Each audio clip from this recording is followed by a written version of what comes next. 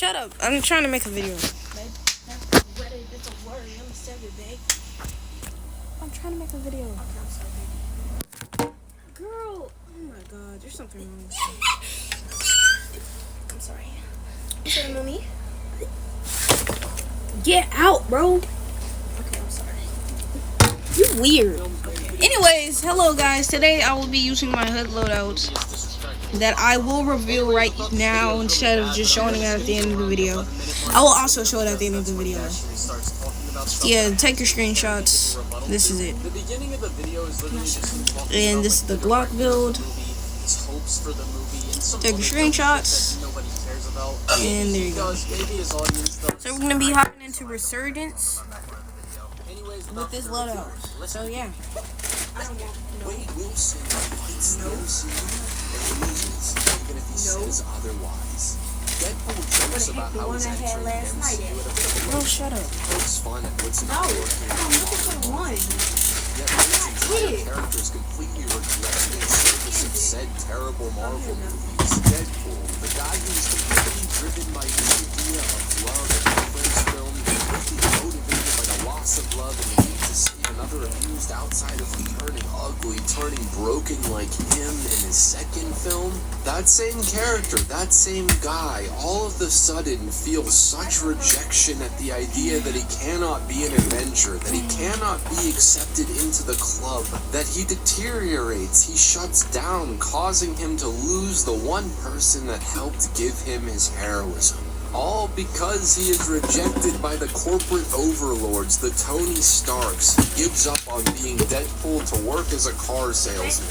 He needs the approval of Mr. Paradox, Mr. Feige in order to keep his home. I get the commentary, man. Trust me, I get it. I understand the whole idea of this world collapsing. Here's the pre-game lobby, and there's not really going to be anything happening here. So yeah, they're just going to be trying it out for it to pre-game on him.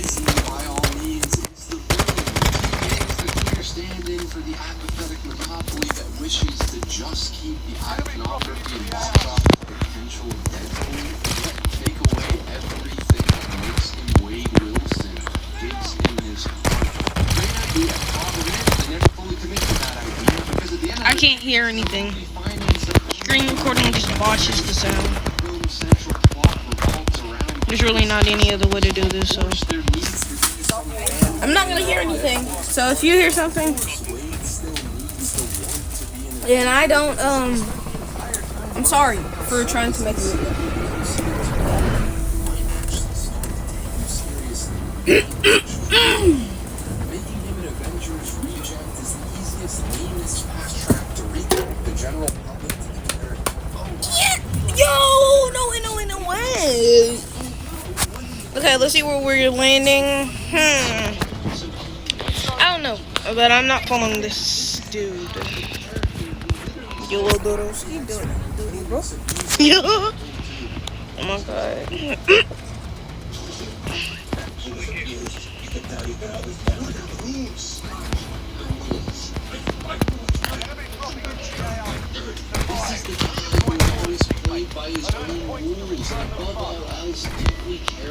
Ain't no way this kid trying to try me already.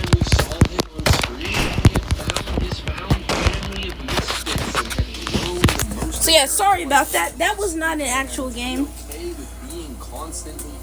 That was just a practice thing, you know. Gotta get your practice in. How to find purpose in being the one that brings the outsiders together. Only this time it has the Disney approved sticker right on top of it, so it's canon, so it matters. So I understand I played a really long part of his video without commentating on anything. But that's because this man just drawls out his sentences in the most annoying way possible to get to the damn point. But I think basically the fundamental points he makes within that 4 minutes comes down to two things. One, he thinks that it doesn't make sense that Deadpool is upset at not being able to join the Avengers or X-Men, and that he loses Vanessa over this. Because this is the same guy that used to say fuck the X-Men because Deadpool fights for what he thinks is right. And the second point being, he thinks that this movie is just a retread of Deadpool 2. And to tackle both of these points, I'm going to explain what Deadpool's arc actually is in Deadpool 2, and then explain what his character arc is in Deadpool 3. Because not only does it show why it's a surface level comparison that High Top makes, but it also Okay, I just have to do that. doesn't really understand Deadpool's character as well as he thinks he does. The difference between his arc in Deadpool 3 and Deadpool 2 is actually very simple. Why do you talk like that, High Top? It's so goddamn annoying. He wants a family. He wants to matter.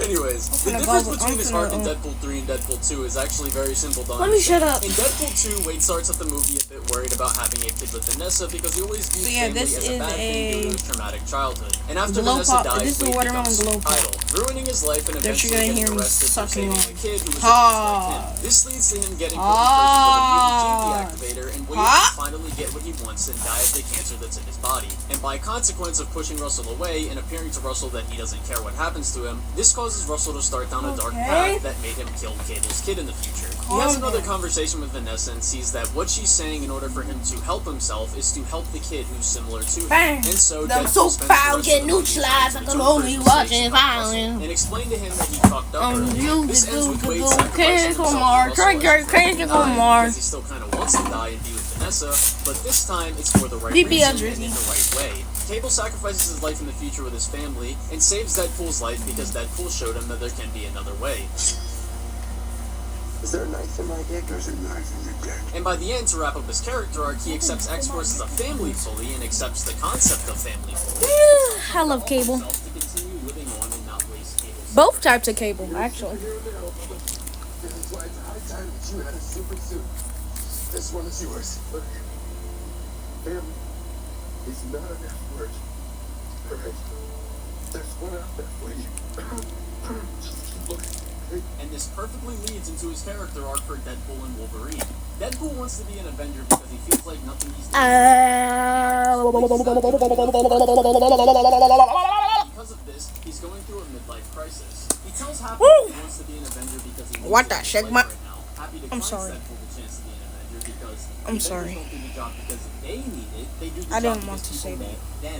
It has a similar sentiment. It forced me to. Deadpool 2 about Wade's heart not being in the right place. Happy tells Wade that not everyone in the world is the world's same type. He should just find his place and that would keep him happy. As Deadpool is at work 6 years later, he can tell that he really hates his job.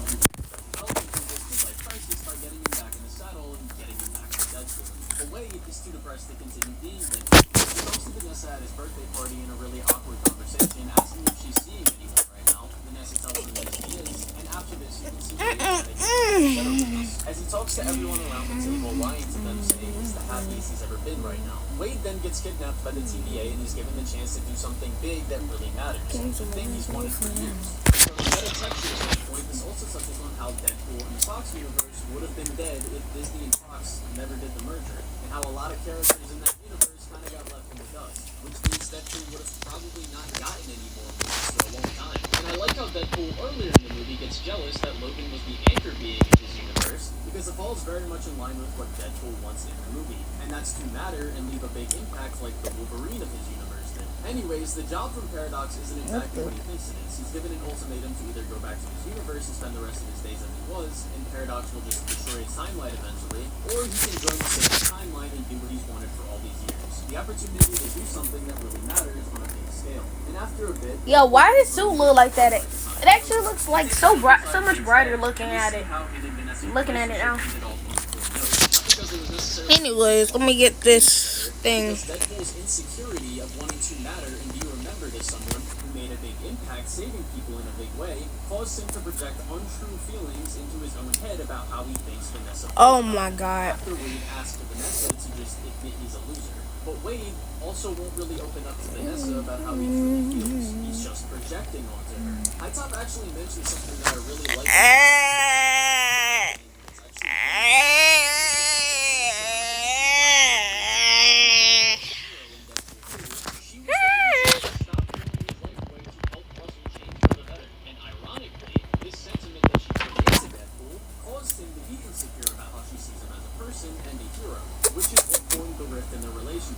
while there are more scenes I could go over that. Oh my god.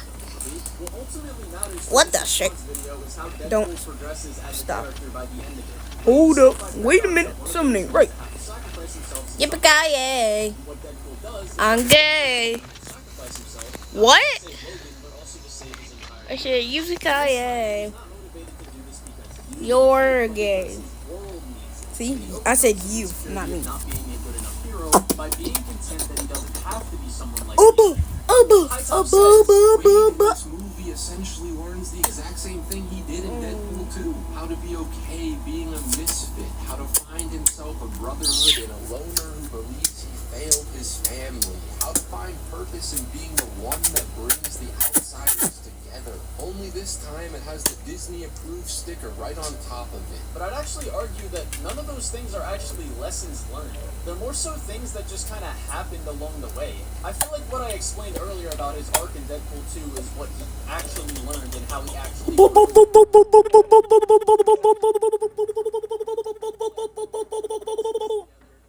stuff like Wolverine changing as a person because of I go boom boom. that he put him into, or things that he's done in the past. Those things are good enough and they do matter, even if it's on a smaller scale, or even if you don't get the same attention for it, like someone like Logan in this universe, or the Avengers, and he overcomes his insecurities. I want some popcorn.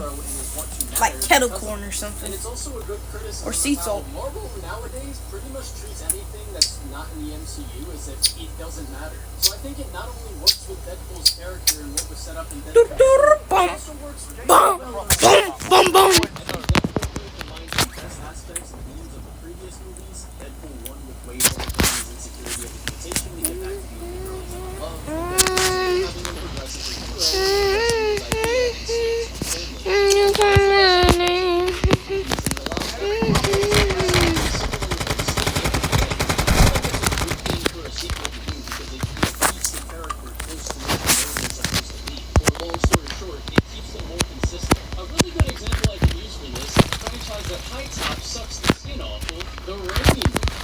Spider-Man 1, Peter learns what responsibility is and why responsibility is important. In Spider-Man 2, he essentially learns a very similar lesson, but it expands upon that in Spider-Man 1, and he grows as a character in a similar but different way. And before I keep letting this video play, there's another point that I want to tackle within that section of the video. He says it's a problem for Deadpool to think Captain America is the one where the Avengers are ruled by Deadpool before he developed as a character. The whole reason he even wants to join the Avengers is because of the development he got in Deadpool 2.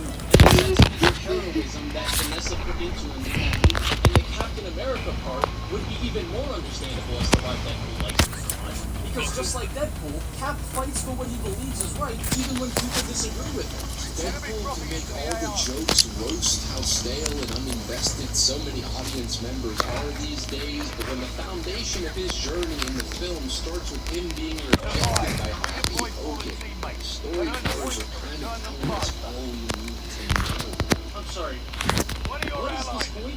Like, I actually don't understand it. How does Deadpool getting rejected the chance to join the Avengers contradict the jokes? You say he makes jokes about how the audience members are uninvested, but again, how does him getting rejected joining the Avengers even contradict that joke? But I guess it's just...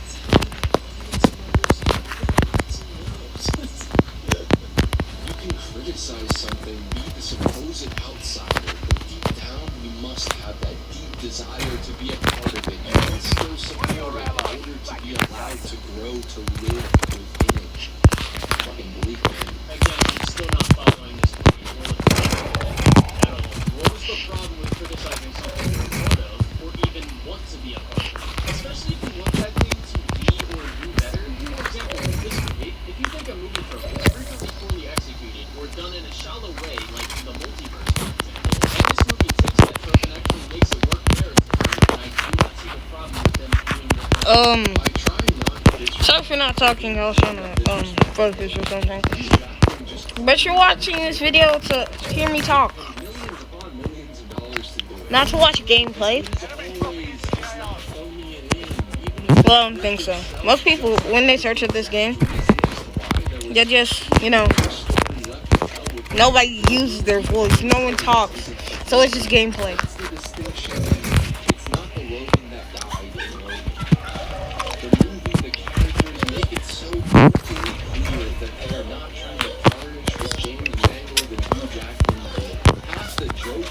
Sorry guys, my dogs are whining. They're in the cage right now. Sorry, buddy. We promise we aren't trying to fuck up your movie. Yeah, I was James Mangold. I'm sitting here opening the most tender emotional moment in my film. You click on the TV screen, fucking TVA, or goofy comedic extra number 5 sheds a prideful tear. We did it, Joe. I was 17 myself with a fucking 21 and a popcorn.